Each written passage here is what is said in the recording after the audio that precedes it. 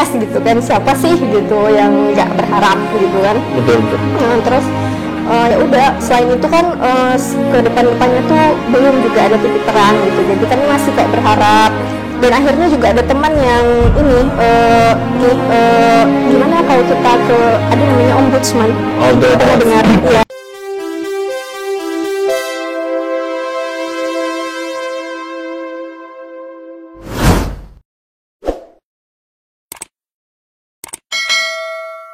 Nah, di 15 Januari ini memang statusnya P1TL, jadi tidak lulus. Kasus yang di kami kebetulan ternyata kode dari kumlot itu dan umum itu tidak sama. Itu di screenshot hasil SKB disandingkan dengan Permenpan tadi, ya kita bisa lulus harusnya, kenapa tidak? Jadi ya untuk semua dokumentasi teman-teman kita yang berkendala dengan itu. Kami kolektifkan Bang. 1 2 3 4 5. Terus ada juga yang teman yang kebetulan kesannya itu di print dan ketemu di sana dengan bagian kepegawaian dan mereka sangat welcome. Duh, itu kalau cerita itu kayak ini Bang, kayak masih ini vibe-nya tuh. Mereka tuh sangat bisa gitu kan, sangat ini. Ya ini kan CPNS gitu kan, siapa sih gitu yang nggak berharap gitu kan. Betul. Terus ya udah, selain itu kan ke depannya tuh belum juga ada titik terang gitu, jadi kami masih kayak berharap. Dan akhirnya juga ada teman yang ini gimana kalau kita ke ada namanya ombudsman. Pernah dengar ya, kayak tim pengawas gitu.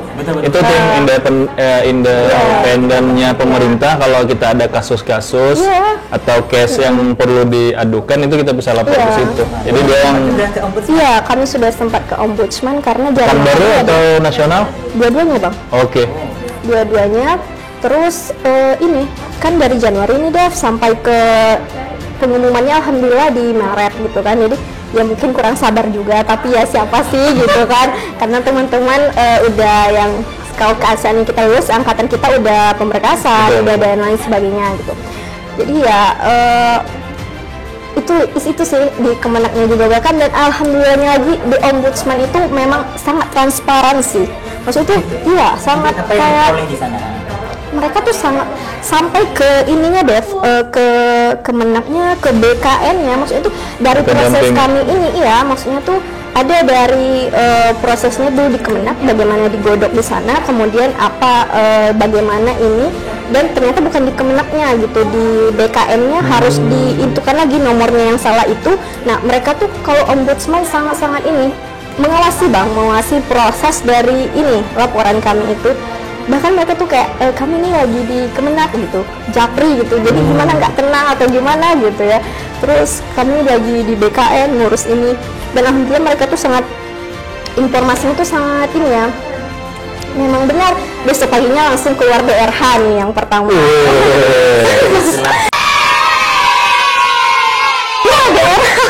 BRH. Di Januari, BRH berarti di bulan Februari akhir kayaknya Bang. Februari akhir. Tiap harinya di track terus ya? Iya, di track terus. Di update sama si pihak ombudsman. Kami terus itu pertama tandanya lulus itu kan, udah ada daerahnya, wah gimana nih, udah ada ini, tapi juga belum semuanya dari kami yang melapor itu, karena memang mungkin nggak semuanya se-Indonesia, mungkin ada juga yang mindsetnya ya udah sih, ini kan cuma Permenpan kayak teman kita, mungkin akan juga sharing di sini. Ya udah, mungkin di Indonesia kalau melapor itu banyak juga ya Bang, tapi ini memang waktu angkatan kami tuh yang lulus itu yang Maret 18 Maret itu 121 orang, dan Helda nomor 121. Sultan Syarif Kasim Riau itu yang lulus di 18 Maret itu ya Helda, tapi yang satu orangnya di Juni lulusnya, karena masih akan di ini lagi diurus lagi di Kemenak dan di BKN-nya, meskipun namanya berbarengan sama Helda oleh instansi seperti itu. Jadi memang pengumuman Helda itu kan bulan Maret. Itu memang gelombang terakhir ya? Tidak, masih ada lagi deh 24 Juni Bang Irfan itu. Jadi problem-problem yang ada dikumpulin lagi nanti di April. Iya. Memang yang belum lulus yang 18 Maret itu masih ini menyampaikan aspirasinya, dan mereka juga masih membuka Kemenaknya, alhamdulillah seperti itu.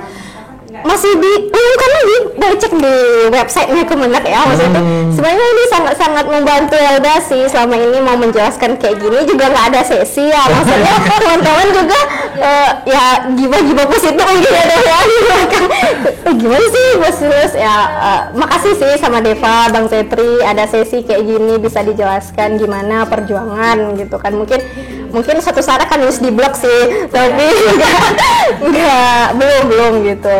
Poinnya sih kalau saya sendiri tangkap itu pertama Helda itu pertama tadi konsultasi dengan orang tua. Jadi memang ketika kita mengalami sesuatu dia konsultasi dengan orang tuanya. Dan pertanyaan saya dulu nih, itu di malam itu tidur nggak sampai paginya? Enggak dong. Oke.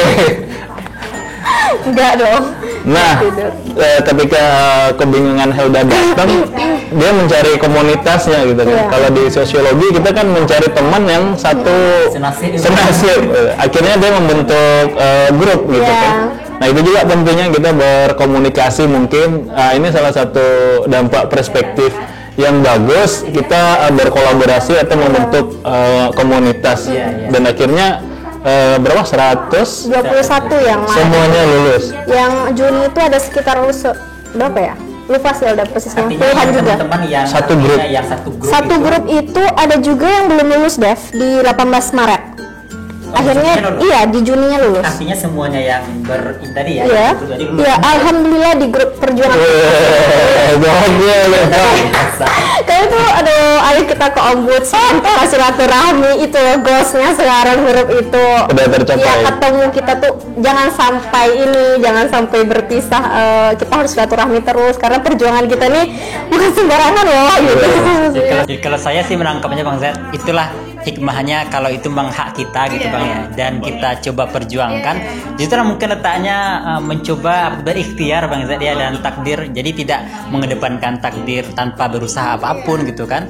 Dengan adanya peluang seperti itu, kemudian Helda mencoba semaksimal, kan sudah mencoba ya, Maksimal banget sih. sudah maksimal sekali, sudah ke instansi, sudah kemudian ke Kemenak, sampai ke ombudsman gitu loh, yang lembaga yang mengawasi apa namanya ini, pelayanan Ada satu lagi ada lapor.go.id ya. Betul. Jadi kalau searching nama Helda sekarang Helda Rita, selain Google Scholar yang muncul tuh lapor.go.id.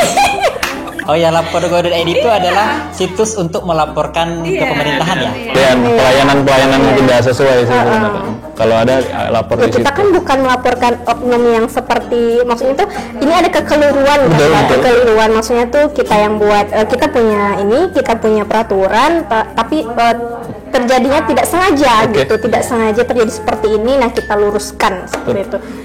Itu sih yang isi lapor.go.id itu. Jadi sampai sekarang tuh keluarnya itu. Kalau bahasanya saya itu komplain yang ada dasarnya gitu. Iya, betul. Dimana beberapa orang ketika komplain tapi nggak ada dasarnya. Ibaratnya nyinyirin orang tapi nggak ada argumen gitu. Nah kalau di lapor yang di Helda dan kawan-kawan ini lakukan, mereka punya problem, ini dasarnya gitu.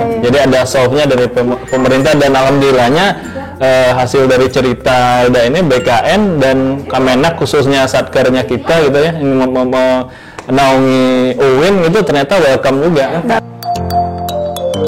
Oke teman-teman, jadi dari UIN Helda tadi ya, dari pengalaman tadi mungkin teman-teman bisa mengambil ibrohnya, mengambil pelajaran gitu ya dari usaha Helda gitu kan, berusaha semaksimal mungkin dari apa yang mungkin kita rasa tidak mungkin gitu ya, tapi berkat dengan usaha, mungkin doa juga gitu, dan alhamdulillah sesuai dengan apa yang diharapkan Helda ya. Jadi teman-teman, sesuai dengan saran Helda tadi, tetap pelajari peraturan. Nah, Helda karena bisa pergi seperti itu karena belajar aturan nggak Bang? Betul. Kalau nggak ada argumennya datang kosong aja pasti diusir dong, pasti. Nah, harus pelajari. Jadi pelajaran besarnya menurut saya ketika Anda ingin melakukan sesuatu, Anda harus tahu dulu aturannya itu. Dasarnya. Mbak harus tahu dasarnya, betul. Jadi Helda pelajari permenpannya, dan ada kemungkinan seperti itu, dan mencoba apa namanya memperjuangkan kemana ke instansi atau stakeholder terkait gitu kan, sehingga alhamdulillah berhasil. Jadi begitulah kira-kira apa namanya cerita Helda ini, dan insya Allah di episode berikutnya kita akan coba lagi Bang Said ya, kulik dari satu teman kita lagi, Bang Irfan ya, insyaallah mudah-mudahan perspektif lain dan case-nya sama ya Bang ya. Case-nya sama, waktu itu belum berhasil juga 15 Januarinya. Tapi ada sisi perbedaan kayaknya dengan Helda. Kalau Helda ini sisinya adalah perjuangannya yang luar biasa, fightingnya yang luar biasa. Tapi kalau Bang Irfan ini nanti kita coba lagi ya, apa kira-kira yang unik gitu ya dari Bang Irfan. Oke teman-teman, mungkin demikian di sesi vlog kali ini, dan tetap support channel ini untuk di subscribe, like, dan share. Helda ada channel juga ya? Belum. Ya, sampai jumpa pada vlog berikutnya. Assalamualaikum warahmatullahi wabarakatuh.